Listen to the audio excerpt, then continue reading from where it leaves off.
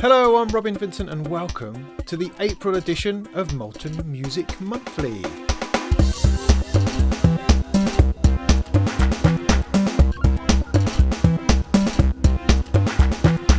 It's April, spring is upon us, things are opening up like the flower petals around us as we enter a new age of something or other, but all we care about is gear, is synths and stuff. And so what has happened in this past month? Well, Moog Music have given us a beautiful sound studio to play in. Endorphines Ground Control sequencer finally arrives. Soma Labs takes us to the cosmos. Polyend Medusa gets a bit of FM. Circuit Happy gives us a super slim Ableton Link. Wavefonix calm it down a bit with just a dual oscillator. XILS-Lab samples the heck out of an old GS1. Klevgrand has us banging on bits of old tin. AMSynths went to Prague and came back with a prodigy. Kilpatrick Audio is bringing MIDI control into Eurorack, but Midilar does it better. Synth gives us a combination of filters. Cherry Audio has a go at the ARP 2500. Sound object number 5 is in from Russia. Softube turn the Juno 106 inside out. Pigments reaches a colourful version 3. Applied Acoustic jumps onto the virtual modular gravy train. Sisters get with Transistors. And a name change brings out the stupid in everyone. But first, Sequential and Focusrite. Focusrite has bought Sequential. That seems quite extraordinary to me. It probably shouldn't be extraordinary because I probably don't follow these things close enough or have any clue or sense or feel for what the industry is about. Sorry about the cockerel. But Focusrite to me are a bunch of like nice people out in High Wycombe somewhere who just knock out half decent audio interfaces, mostly in red. They have a bit of a pro audio thing going on sometimes as well, but for the most part, audio interfaces.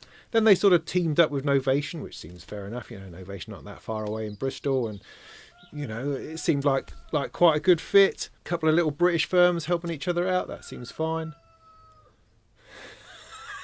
Then they pick up a few speaker firms, bits and pieces. You know, just got this little thing going on, and then wallop, they pick up an entire legendary synthesizer firm out in America somewhere. It just seems crazy, but in a positive way. I'm not saying anything negative about it whatsoever. I think it's a fantastic move. I mean, poor old Dave Smith has been doing it for 50 years, and there has to come a point when he no longer wants to be in charge of the whole thing. He just wants to build synths, wants to design synthesizers, and so he should. And so, I mean, I'm projecting this onto him. I'm just assuming that he thought, well, you know, Focusrite, they're a nice bunch of people. You know, share some of the same ideas about professionalism and good quality gear. Then it'll be a good place to sort of park Sequential so they can look after all the boring stuff, all the logistics and bits and pieces, and we can just get on with making nice synths. And then I don't have to worry about what's going to happen to it after I retire.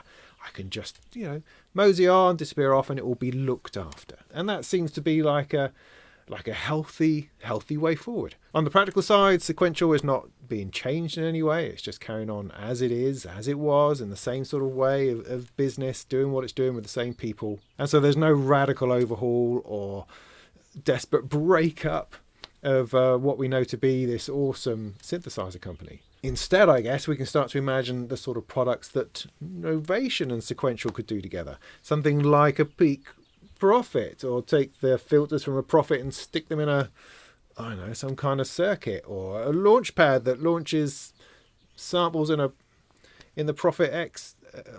I honestly have no clue. But, you know, there's some combination of synthesizer builders coming together along with pro audio and other bits and pieces that really could result in some interesting products down the line. And, of course, it probably also means potentially better pricing and better availability in the UK of Sequential products, which would be no bad thing. But, of course, for most of us, it's not going to make any difference to anything at all. But it's interesting. It's news, I tell you, and that's why I'm talking about it. Flippin' cockerel. Moog, in their infinite wisdom, have decided to put out a couple of packages, a couple of bundles that actually make a whole lot of sense. They're calling them the Moog Sound Studios, and they are two things, either a Mother 32 and a DFAM, or a DFAM and a subharmonicon. So these are their little semi-modular synths in these 60 HP cases with these nice 3-tier, 2-tier racks that you can put together. And the beauty of them, I think, is that they are putting these things together in a proper way. It's not just bundling up a bunch of stuff together that they think might work nice.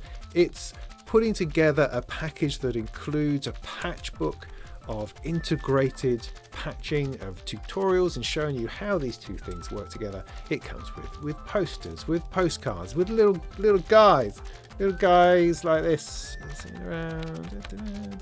in order to help you kind of create this Moog environment around yourself, which includes things like a New York apartment and potted plants and reclaimed wood, you know, all the good stuff like that one imagines one needs to have. But it brings an essence of that. You open the box, which is a beautifully designed box, and out of it pops all of these Moog lifestyle accessories. I mean, one of the coolest things it comes with is this little mixer. It's just a simple 3-4 channel mixer that lets you plug the two instruments together, plug in your headphones, and you can hear them both at once. I mean, that in itself is going beyond what most bundles tend to do. They tend to leave things out like that. But with this bundle, you have all the patch cables, all the audio cables, a little mixer that's got room for expansion. It kind of slots down the back of the setup, and you're away. And it's quite brilliant, I have to say. Now, these are still the same synthesizers they were before. And the bundle, you would normally expect for a bundle to be at a super duper knockdown bundle price, and actually no, it's not. It's, if anything, it's more expensive than buying the two synths separately, because you do get this extra stuff which you are being asked to pay for. And that's raised a lot of eyebrows, I think. I think people are going, I'm not sure about, I don't know, it just seems expensive in a, you know, for the same price of one of these bundles, I could buy 5 Behringer synths and an Arturia Microfreak, you know, and have a good time, which of course you can. I mean, prices are relative to these things, and it's always going to be a point of contention as to how you feel about stuff. And personally, I think I get the Moog vibe. Every time they release a product, every time one of their artists does a video for them, it's another level. It's a completely different place. I mean, sure, we can fart around with farty little synths the whole time, but there's something extraordinary and aspirational about the space that Moog creates around their instruments that's different somehow. Not massively different. Is it enough different that you'd have to pay for it? Well, you know, you could see it in any terms. You can see it in car terms as to whether you pay for an expensive car or you get something cheaper. You know, we all understand these things. I don't think it needs to be rammed home. And if you're the sort of person who just thinks that Moog's overpriced and stupid, well, then that's fine. I don't think this is for you. This is for someone who has disposable income, who loves the idea of synthesizers and the vibe around it, and wants to buy into that vibe, that lifestyle, and enjoy these perfectly awesome little instruments from Moog. And why not? Absolutely nothing wrong in that. And I get it.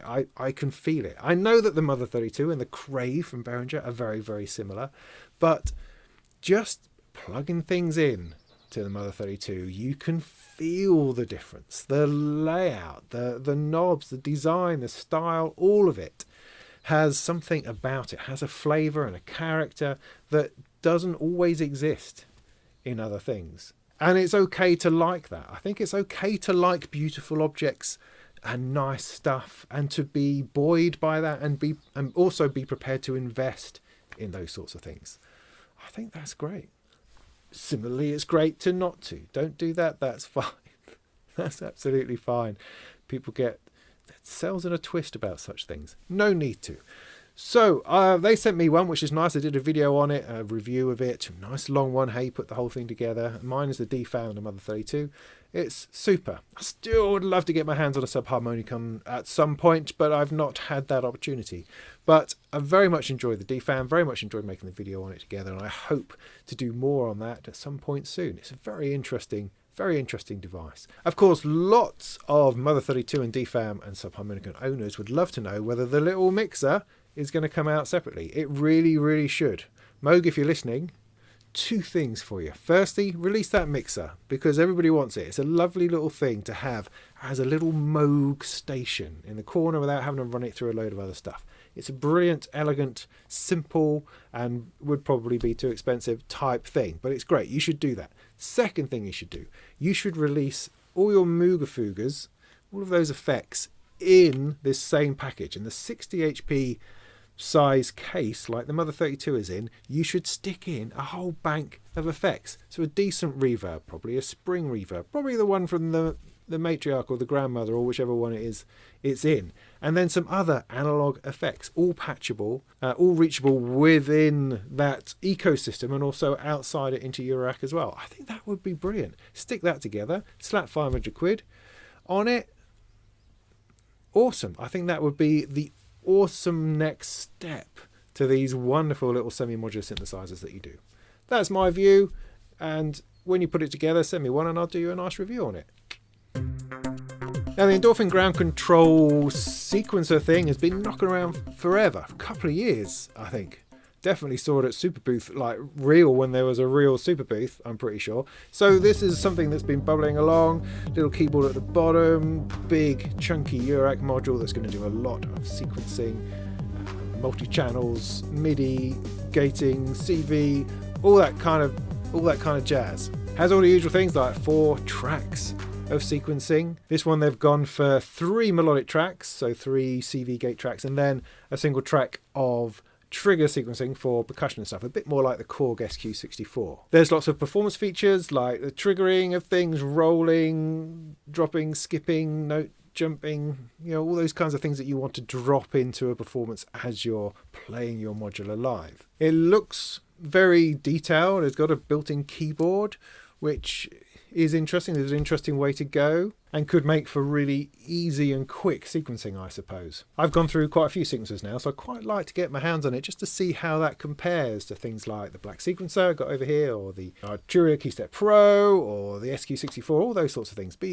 It's always interesting. I find sequencers generally very inspiring, particularly when you sit down with them for the first time. They kind of open up a different part of your brain and give you a different way of working with melodies. And inevitably, something interesting comes out of that first experience.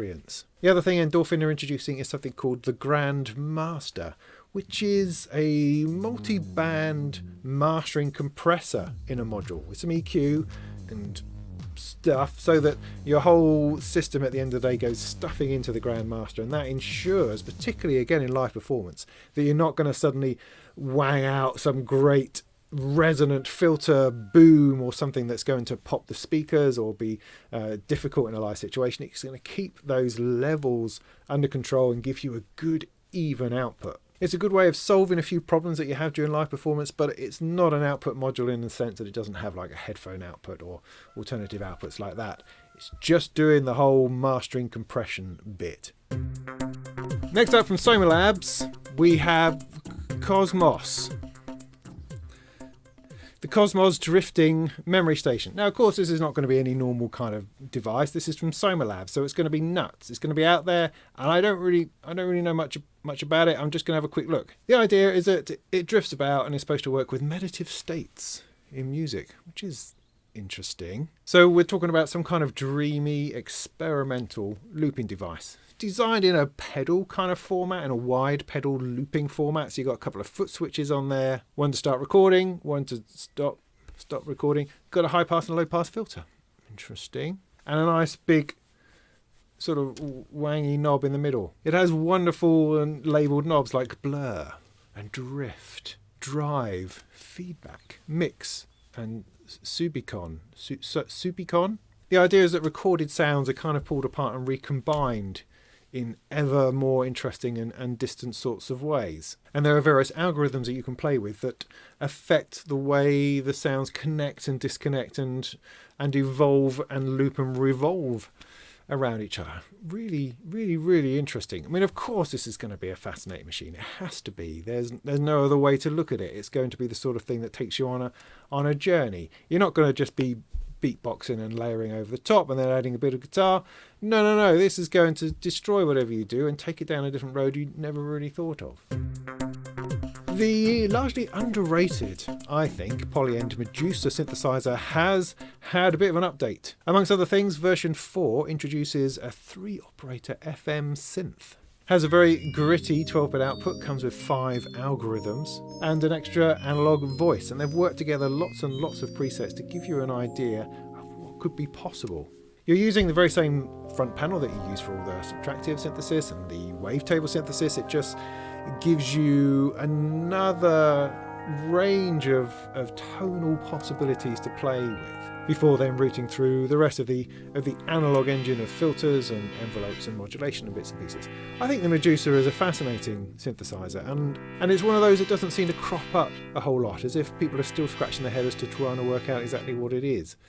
Maybe I wonder whether the matrix on the side, whether the pad side of it confuses people or makes people think it's something other than what it is. I wonder if Dreadbox were to release it without that bit, just as a smaller box. I wonder how well that would fly. But then all part and parcel of it is the fact that it has this grid of buttons or pads which you can use to sequence, or you can use to change things, you can use to play it.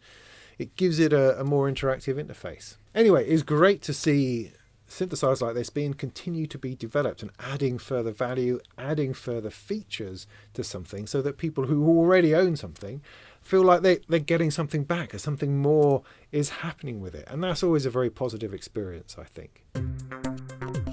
Circuit Happy have been all about Ableton Link. They had released a desktop box called The Missing Link, which is a nice idea, which forms the missing link between Ableton Live and your Eurorack or other analog synthesizer gear. Ableton Link is this protocol within Ableton and other bits of software as well that captures the tempo and then feeds that to other things over a network, so that everything on the same network can just be locked to the same tempo. Brilliant. It's a brilliantly, wonderfully, simply implemented piece of technology that keeps everything together. And synchronization is one of those things we've struggled with for years. It's always been a bit of a bugbear. But with Ableton Link, you enable it on various devices, they're all connected to the network, and they just stay together. It's brilliant. So their desktop little box allowed you to then take CV out of that and a clock out and stick that into your Eurorack and keep all that together. Well, now they've developed that into a weeny, tiny, very, very slim 2 HP module. And essentially inside is a Wi-Fi thing. Projector? No. Wi-Fi receptor, receiver, transmitter, who knows? Some kind of Wi-Fi magic is inside this thing, and that connects to that network that Ableton Link is running on, and then kicks out a clock. It generates a clock which then runs with that. It can become the network itself, so you can connect your laptop to that, and then that becomes the master, and everything else syncs to that fella, and that's kicking out clock through your Eurorack. You could also double it up, so if you've got different cases of Eurorack, you can have one in each case, and you can wirelessly connect them together so they're all running together without having to run long cables from one side of the room to each other. That's quite genius, that is, I think. It's a brilliant thing. It's very simple, very small. It's not going to be very intrusive in your rack, and has a heck of a lot of useful functionality just within being able to sync your Eurorack and your DAW, whether that's Reason, Bitwig, Ableton Live, Reactor. All of these things have Ableton Link inside, and it's a brilliant way of bringing those things together. Love it. I mean to get into that at some point and do a really good video on it. I did some videos of Ableton Link running between Ableton and Reactor, for instance, on different computers, and it's a fascinating thing that just works so simply, so easily. You're not scratching your head trying to get things to work. It just seems to do it, and it's brilliant. And I think the potential for keeping your DAW in time with the Eurorack and vice versa is great. And I love the multi-casing. I just love it. I love it all. I even love the lights. Fantastic. That's the ML2 from Circuit Happy. Now, I did a video on the Wavefonix Poly 8, because Wavefonix is this relatively new Eurorack company who has focused on producing some very classic looking and sounding Eurorack modules. Many of them are involved in a kind of polyphonic adventure, to say the least. And so I've had in my hands the Poly 8, which is 8 oscillators, just 8 individual identical oscillators behind a single front panel that I made a big video on it, trying to work out what on earth to do with all these sorts of things, feed them into each other, using it with polyphony and different voices and all this sort of thing. It's a heck of a lot you can do with 8 oscillators, but it's also enormously overwhelming and can dominate an entire rack if you're not careful. So in amongst all of these other modules that they're releasing, they've also come up with something which I think is really quite a little sweet spot, and that's a dual oscillator. Why is that good? Well, because 2 oscillators just sound really good together. I do it more and more. Put 2 together, have the same sequence go into them, and just use them either at the same pitch. So you've got this thickening and this slight modulation as their pitches just vary a tiny bit. Or I put them an octave apart to give you an oscillator and a sub-oscillator. It just gives you a fuller, fatter sound. So putting 2 of these together means that you can do that without having to think about it too hard, without having to try to rewire stuff. You've just got 2 identical oscillators together behind a single front panel, and you can very easily use them together to create a fatter oscillator sound, or not. I mean, you can use them completely independently. That's entirely up to you. That's the beauty of it, the versatility of these sorts of things. The oscillator, like the Poly 8, is SEM 3340 based, and it's called the 3340 Dual VCO.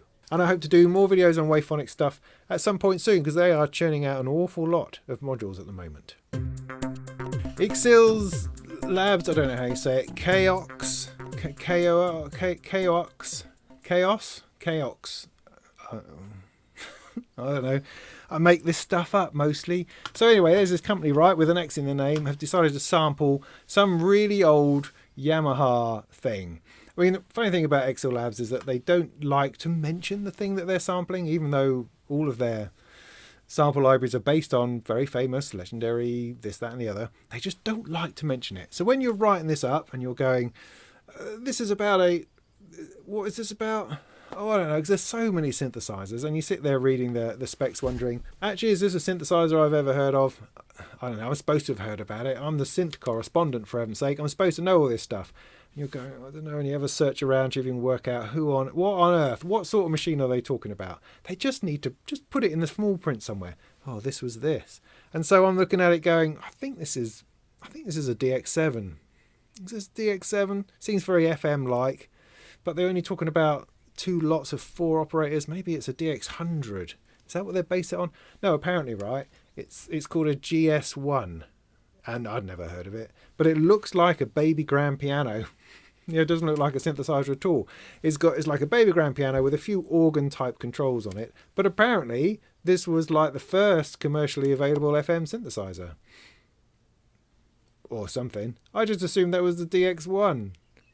I don't even know that for sure. Anyway, what they've done is they've sampled the heck out of this machine, because it is an 8 operator FM synthesizer, unlike the DX7, which is 6 operators. So, and as I say, it is actually 2 layers of 4 operators. But you were never given access to any of the controls on the original GS1. You just had kind of like a little bit of tone control, a little bit of this, and then effects like ensemble and reverb effects and bits and pieces. And so what XILS have done is sampled, as I say, the heck out of it, and then presented you with all sorts of potential parameters that you can then play with, that's kind of come out of the top of the piano in this beautifully retro futuristic way. They've also bolted in some analog oscillators in there as well, and put in more sort of the more traditional synthesizer elements, so that you can sculpt and shape your sounds through the entire system, combine it with normal waveforms and get some extraordinary sound out the other. It is very cool,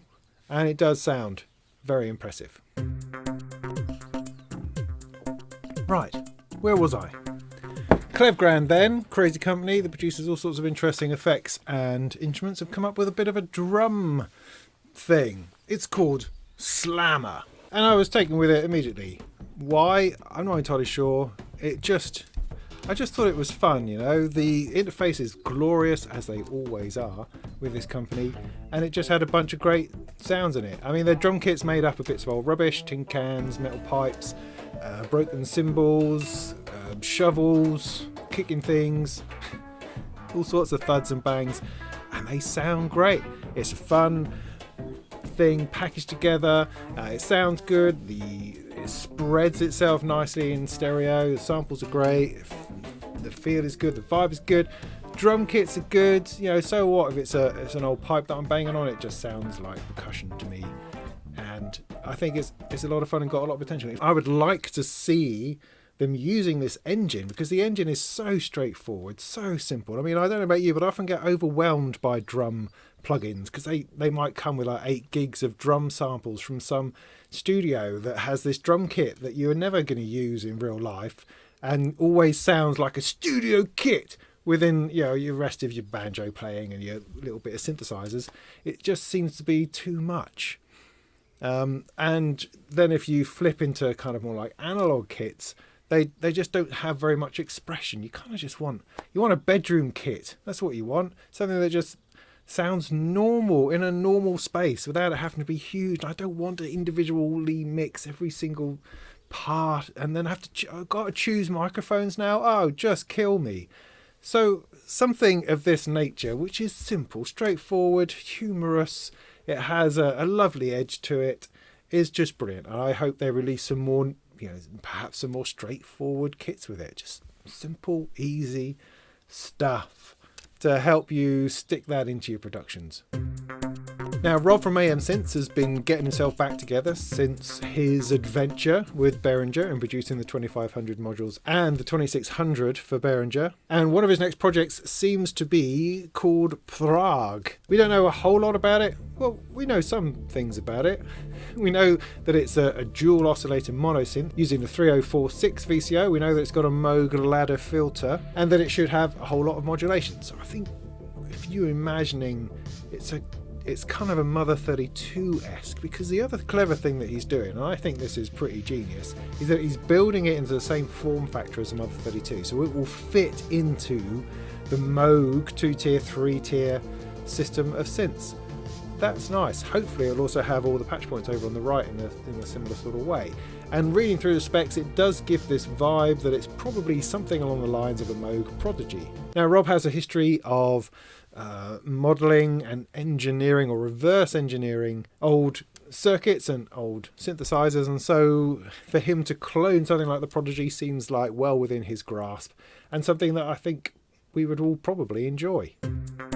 Kilpatrick Audio have released a bunch of Eurorack modules that aren't Eurorack modules. They are MIDI controllers in disguise, if you like, as Eurorack modules. The idea being that you pop these into your rack and that gives you MIDI control over other synthesizers or software directly from within your rack. So you could be performing with your Eurorack and it saves you having to go over to another machine or to a different device.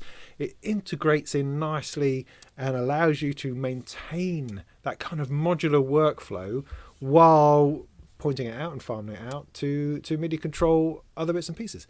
It's a good idea. It's a solid idea. I like it a lot. I've liked it for a while. But this is Kilpatrick Audio's go at it, and it's quite interesting. I mean, initially when this came out, I thought, oh yeah, cool, that's great. They look a bit weird. Don't they look a bit weird? And over time I've gone, oh, they just look awful. What were they thinking? Each one is kind of individually painted with a strangely shaped grid, you know, kind of a retro, future retro-ish movement of lines across it, but they don't line up, they don't mix or match each other. Each one independently looks kind of a bit weird, but when you put them together as a set, they just look nuts. They're completely weird. But by the by, well, no, not by the by, because aesthetics are important, I think, and I don't think those front panels do them any favours at all. It looks like this is like somebody's first, this is my first module. You know, I've made it out of bits of old glue and plastic, and I've found these knobs somewhere that I've stuck on it. It just doesn't, to me, at least what I've seen so far, doesn't give off this vibe of awesomeness and professional product somehow. But they probably are. They're probably really, really good in the flesh. It's just, you know, the crappy sort of marketing they've done so far, it just doesn't look that great. I'm sorry. Sorry, everyone. Anyway, there's one that's got knobs on it, one that's got sliders on it, one that's got buttons on it, one that's got a mixture of both, endless encoders and bits and pieces. Useful stuff. They've even more usefully perhaps got a little 4 USB hub in there as a module. So that then takes care of your USB connection to something larger, like a door or your computer, and provides the powering for these other modules, because they're all USB powered. They're called the Virtue Control Series, which is a good name. I like it. And then you discover that they're priced round about the price of Eurorack modules themselves. I mean, this is MIDI control, man. I mean, you know, for 50 quid you can buy yourself a MIDI controller keyboard that's got a whole load of knobs and sliders over it and go to town. Whereas just to get the 4 knobs is like 100 quid. You go, I don't know, Kilpatrick. You have to demonstrate to us why these are worth it and have tons and tons of stuff going on, because you've got no demo videos, at least that I've seen so far. You've got nothing but a few sort of press release photos, and sorry to say, I'm not feeling particularly impressed, but there's a reason for that.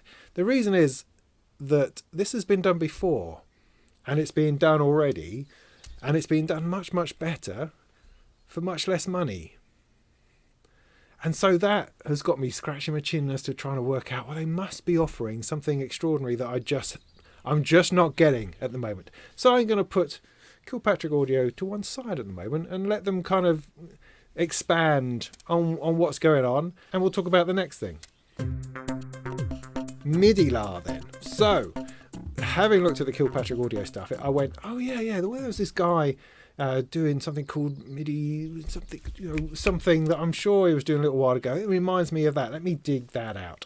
So I dug that out, and I found an article I wrote on this prototype, a bit of PCB type fronted Eurorack module with a couple of knobs on that was a MIDI controller. I go, all right, so it just sits in your rack, and you can build up different modules with sliders on and knobs on, and then you can translate that directly into VCV Rack.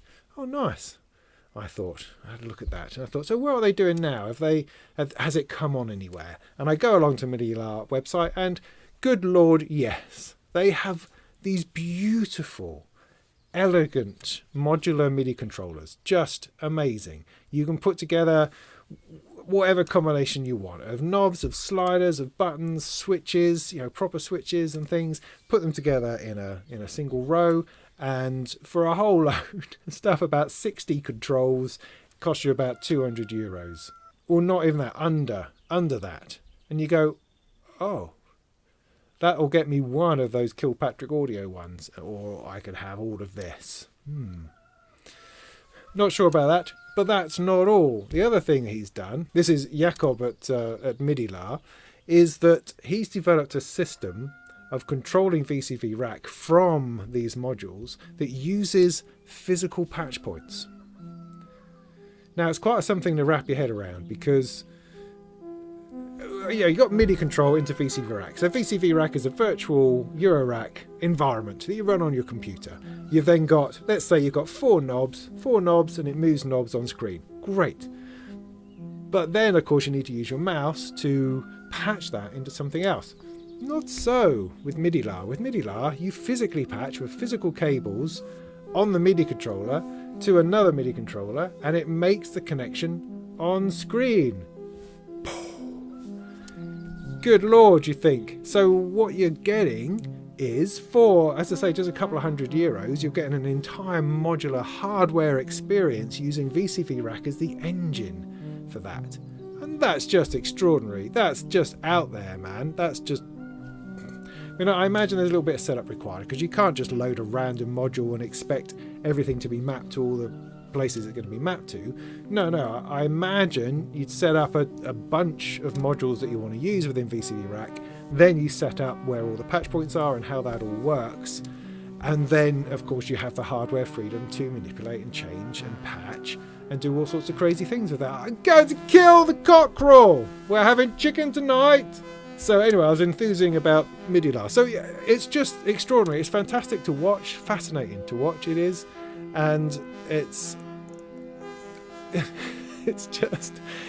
just seems on the surface so much better than the Kilpatrick Audio thing, so much further down the line, so much more elegant, brilliant, interesting, engaging, and for a fraction of the price.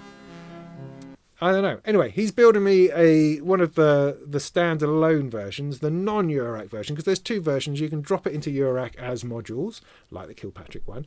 But he's done a slightly sort of cheaper version, which doesn't require a Eurorack case. It's kind of standalone by itself, but that's because the sort of the case forms a lot of the technology, and then you've just got these front panels that sort of slot into it. So it's a bit more proprietary like that.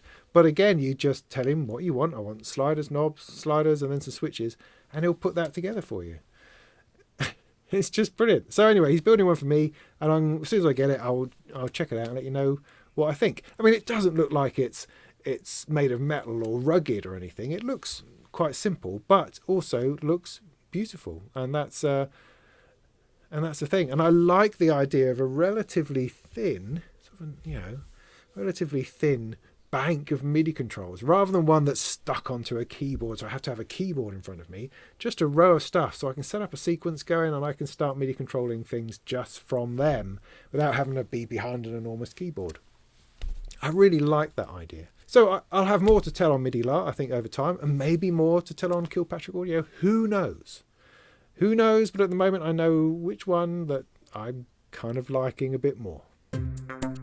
Acoustics has a kind of couple of combination filters out. It's kind of interesting. They've released the black low pass filter, the black high pass filter, and the black band pass combinator thing to go between the two. You kind of get the impression that you buy them as a set, although they will work independently, the low pass and the high pass, certainly. They are identical in looks and facilities, big fat cut-off knob, CV control over cut-off ×2, and resonance and drive, which is nice. So a pair of meaty high pass, low pass filters, but then they've got what they're calling the coupler in between, and that sort of brings in a band pass option with a center frequency in the middle and more inputs and outputs. It's an interesting idea. I mean, rather than having a multi-mode filter which does it all on a single control, you've now got separated low pass and high pass, which is nice, and separated band pass, so you can have them all going at once and differently. Nice. And because they're not chained together behind a single front panel, you can actually fit them into your case much more easily. Cherry Audio, who have been releasing some fantastic software synthesizers recently, have just released the VM2500 module series for Voltage Modular. So Voltage Modular is their virtual Eurorack environment, and they've gotten hold of the ARP 2500, taken all the modules, reworked them into Voltage Modular versions. And so you can now run all of those individual modules, plus a couple of extra ones that ARP hadn't thought of or hadn't finished or hadn't quite got to, and stick those in as well. It's quite brilliant. It looks interesting. Voltage Modular has this look about it that I'm never entirely sure about, but within the context, these 2500 modules look great. They look the part, and they seem to have gone that little bit further in incorporating every feature of every one, more than perhaps Behringer did in their 2500 series of hardware modules. Obviously, these things are easier to do. In software, as you can imagine, they seem to sound all right, work all right, if anyone can work out what on earth any of them are all about. So thankfully, it does come with some presets, so you can have a bit of an idea of how it goes together. But the one thing that, I found a little bit frustrating was that there was no sense of what an ARP 2500 would look like normally. So how do you know whether it how do you achieve that classic legendary ARP 2500 sound if you've no idea what arrangement of modules you would normally have in such a system? Because in a software environment, you have free reign to load up whatever you like, with a ton of different things, all sorts of things plugged into each other, which you wouldn't have had if you were playing with a 2500 back in the day. You would just have what it would have. But what would it have? Would it have two oscillators and a filter and these other bits and pieces? How many modules would a standard regular system have? Is there such a thing? I would like to see some tutorials and presets based upon the sort of sounds that people were making, as opposed to, let's patch something together and call it a preset, if you see what I mean. However, one of the great things about it is that it's $49, and for that you get 18 modules, the majority of which are based on those classic ARP 2500 modules, and you can run it in the free version of Voltage Modular. So for $49 you have an ARP 2500 if that's what you want, without all the distraction of all the other modules you could be getting for it. So that's quite interesting, I think. Sound Objects have been making little synthesizers in Russia for quite some time, and now, through the magic of Modular Moon, the educational modular synthesis teaching syllabus, they are bringing these sound objects to a wider audience with a little bit of customization as well, including useful things like English labels. That's always helpful. I mean, I love, the characters used in Russian are just fantastic. To see those on a synthesizer, it is an awesome thing, even though it's not going to be of any help to me even understanding what on earth any of this stuff does. I do like the look of it. But they've put English labels on as well, so you get the both. But they've also expanded it to be more Eurorack compatible, to bring patch points out of it a bit more like a Mother 32. Sound Object number 5 is the one that's become most available at the moment, and it's the largest of the lineup they do, with 2 analog oscillators, noise, filter, mixer, LFOs, all those usual sorts of synthesizer bits and pieces. They're hoping to make them very cost effective to challenge perhaps the space in which the Mother 32 is, but to pop it in at more like around a £300 price point, which I think for a genuinely handmade Russian synthesizer could be pretty awesome. But the details are not entirely set yet, and also I hope to have one here very, very soon for a bit of a review. So that's exciting, and then I'll be able to get right down into the details of what this thing can actually do. Softube have also been doing some great work, and their most recent release is the Model 84, which is a take on the classic Roland Juno 106. They got their hands on a proper working 106 and they sampled the heck out of the thing, down to its very bits of solder, I think, and then they modelled various bits. So what Softube do is they sample stuff in various different ways, and then they model different circuits, and they kind of put all this stuff together into one extraordinary interface. The other thing they do is they like to chop it up. So you get the entire synthesizer, you get all of that as a standalone plug-in type virtual software synthesizer kind of thing, but then they chop it up and put the individual modules within their Softube Modular system as well. So you can use each part of a Juno synth individually within a virtual Eurorack patch. And that's quite genius. I really like that. They also take the effects section and stick that into Amp Room as well. And so the way that they're doing their synthesizers at the moment, where you have the synthesizer, but they also break it down into some of their other products, I think that's really a really interesting approach, and encourages you to, of course, to use more of their stuff. Of course, Softube have added things like a new unison mode, aftertouch, velocity, a few effects and stuff. They've also recreated all of the original presets and added a bunch of celebrity ones. It really does sound great, and the interface is fantastic. Arturia have released an update to Pigments. It's now Pigments 3. What does that bring? What it brings in a whole new sound engine, in a harmonic, additive synthesis kind of sound engine. It's very interesting. I happened to play with it the other day, and it just, stuff. It does that, and it brings these things out, and these things go all the way. I don't really know how to explain it, but it's a great new bundle of sound timbres within an existing synthesizer. They've also done something to the interface. I can't quite put my finger on it. There's something about it which is more detailed while being slightly bigger and bolder. I'm not quite sure what it is, but it looks lovely. It has a lot of colour, even though it's quite a dark interface in itself. It has lots of these splashes of colour within it, which really lift it and demonstrate the modulation so visually well, which is something that I really, really like. They've squashed the knobs a bit as well. There's just something about the look of it which really was done really well. It's like, yes, you really aced that now. There was nothing wrong with it before, but now it's just really, really nice. So yeah, I like that sort of thing. So along with the harmonic engine, they've also added a utility engine, which includes a couple of different versions of noise you can include, and a sub-oscillator you can stick in there. They've added the filter from the Jupiter 8, their model of the Jupiter 8 that they do in their instrument collection. They've pulled that out and stuck that in as well, which is lovely. And they've added some effects. You know, all good, solid stuff. Now, there's no end of videos out there by really good people doing stuff, because Arturia somehow it's really good at getting videos out of people. You know, everyone does a video. It's amazing. You know, really detailed, good quality stuff. They're very good at that. I was just frankly too busy, sadly. And also I thought, I'll sod it, everyone else is going to be doing a video. So really to try to crowbar this into my schedule at the moment is just not going to happen. But it's great. I've got no qualms about it being good. It's good, and maybe down the line I'm increasingly thinking that I need to spend some more time in software and do some proper software reviews. So I think that might be one of the ones on the table, I think. And one particular thing that I really liked was the sidebar tutorial system, because these sort of synthesizers can be complicated, and I've no idea how people are expected to get into these things if they're a little bit new at it.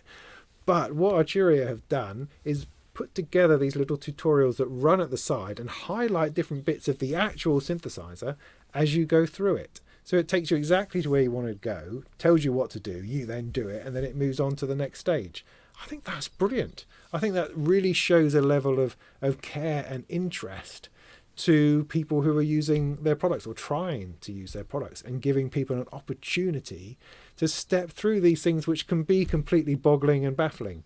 Because, I mean, often I think with software synthesizers, they have a danger of just becoming preset machines. You're just tapping through presets and trying to find something that you quite like. And sometimes perhaps without a little bit of guidance, that can be what happens. And so guidance is good, tutorials are good, and I really appreciate Arturia putting in that effort and that work to guide people through their otherwise quite complex piece of software. This one came in just before I was about to make this video. It's Applied Acoustics Systems Multiphonics CV-1. It's another Eurorack style modular environment. Do we need another one of those? I don't know. Interesting. It's interesting to feel that they believe that there was something missing enough for them to want to put something together themselves. It also seems like they've put it together in combination with a lot of artists, a lot of sound designers. So I get this feeling that there was something that they wanted to achieve, something that wasn't available, that they were frustrated with in either VCV Rack or Voltage Modular or Softube Modular or Reactor, you know, any of these other sort of places, that they wanted to try again, to have another go, to see whether they could bring something clearer, more straightforward, more dynamic perhaps, or elaborate. I don't know. It's interesting. I mean, I've only had a very quick look, and it looks great. It looks good. It looks, I would say, it looks a lot better perhaps than Voltage Modular, the look of which I still kind of not really very sure about. It has a cleanliness to it. It has a classiness, perhaps, while still being simple. It's not trying to overbear you with a dazzling array of controls and stuff. It's simple, it's elegant, it's clear. You can see where everything is, and I think it's working really well. It's a similar idea. Modules, you stick around the place, you drop in from a browser on the side, you then patch them together with patch cables. It's that kind of thing again. How easy is it to use? I don't know, but they have released a bunch of tutorials, which I think is always very, very helpful. And of course, it comes with all these patches from these artists and creative people who have been working on it. It seems to have a little bit of its own kind of flavour, because this is Applied Acoustics, and their particular thing is acoustic modelling. So resonators and strings and pipes and that kind of thing. And there is certainly an object filter in there which takes a bunch of these resonators and applies them to the signal path. Exactly how that works, I'm not entirely sure, but it looks interesting, and they should definitely capitalise on that, on their own library, on their own way of doing things, because that could bring a different tone, you know, a set of different sounds to the modular experience, which can often seem to be producing the same sort of thing time and time again. So yeah, more of that. Also, the modules that there are relatively straightforward and simple. There's no big complex oscillators, there's no sort of clouds type processors or weirdness going on, but there's also no wave folding, no low pass gates. It's quite simple, subtractive, And the modules are really straightforward, the sort of stuff you'd expect to find. A lot of utilities, a lot of logic, mixing of waveforms together, that kind of thing. They've also sorted out the DAW integration by first of all being a plugin, which is helpful. But then they have a master clock section, which takes the clock from the DAW and then allows you to feed that out through the system. There's some macro controls, which will help with MIDI control. So you can turn one knob and change a lot of things at once. I think they've built that into a lot of the presets to give a bit more of an instant sense of success, sense of changing something in an interesting and helpful way. So yeah, I feel like there's been a lot of thought put into it, and it's going to be interesting to see how it develops. And I'm looking forward to having a bit of a go at some point. Lisa Rovner's remarkable documentary, Sisters with Transistors, is now out.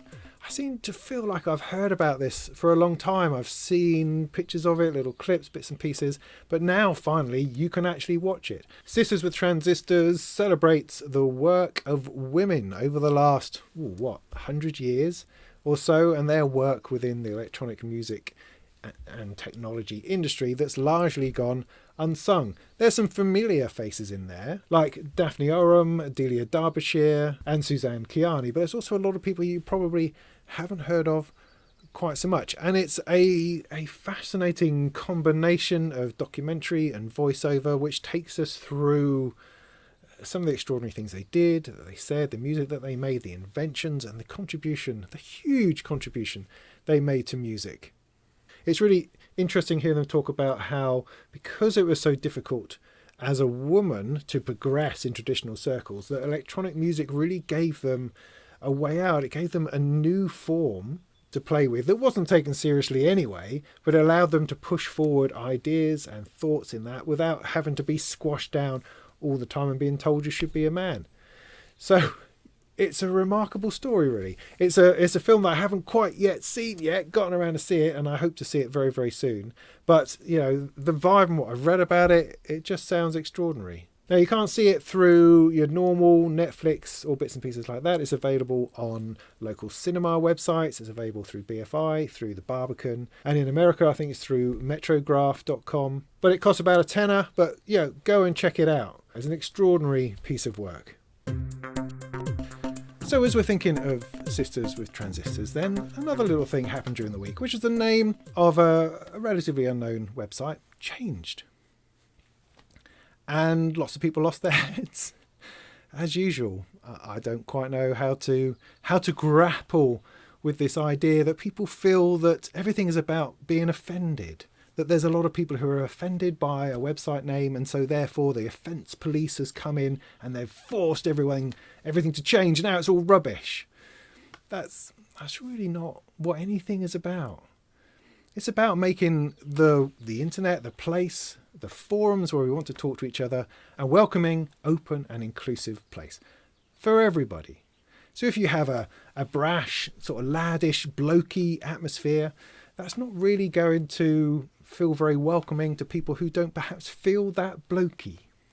You know, that's all there is to it. It's just that. It's the perception of such a place, that it permits the kind of conversation and activity that perhaps you're not really going to like, and so you're not going to really want to go there. Okay, so don't go there, you would say. Well, that's fine. But the place in question, Muff Wiggler, is also the forum for a lot of manufacturers. And so if you have a module, you've bought a module and it's broken, your only way to get support from these certain companies is to go to the Muff Wiggler forum. And so it's not an argument to say, oh, if you don't like it, don't go there, because sometimes we have to.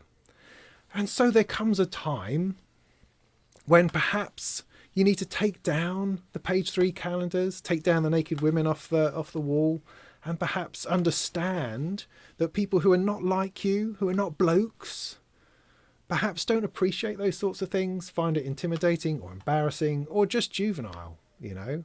That's all it is. It's not about being offended. I'm not offended. No one's offended by a couple of words. It's simply trying to make a nicer place so that everybody feels included and doesn't feel like they're moving into somewhere that's going to be a threat to them, you know. It's that simple, really. It doesn't have to be hard. No one's trying to take your toys away. And the awesome thing is that Muff Wiggler, which has now become Mod Wiggler, Can you believe it? I mean, what an extraordinary thing to happen. What a change, man. Nothing has changed. Everyone within the forum is exactly as they were. All the threads are exactly the same. The conversation is exactly the same. People inside the forum can be just as sexist as they were before. No one has prevented you from being that. However, it no longer has this environment around it which permits that just purely by its name.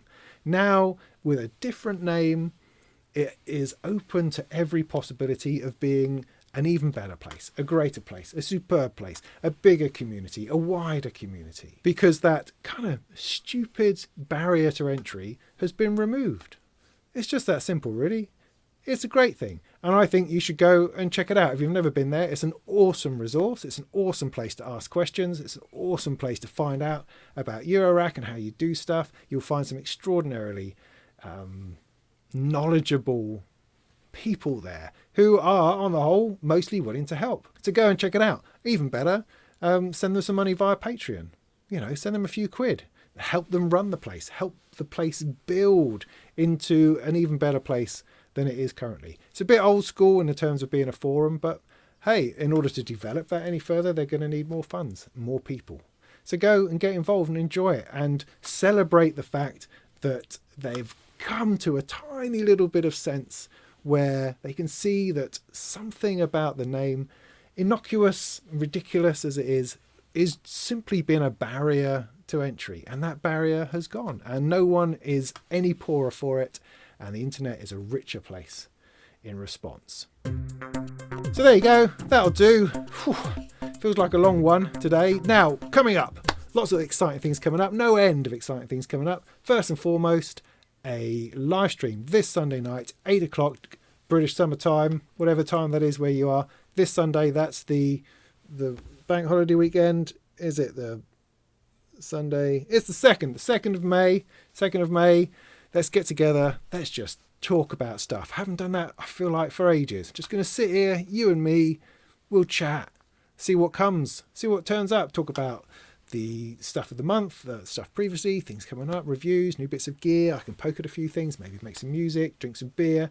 That would be brilliant. Let's do all of that. The other thing I want to talk about is mugs. Buy yourself a mug. Or you could, if you're feeling a bit more daring, join me on Patreon. Send me a couple of quid so I can make more and more videos. I've got a whole load of reviews and stuff coming up soon.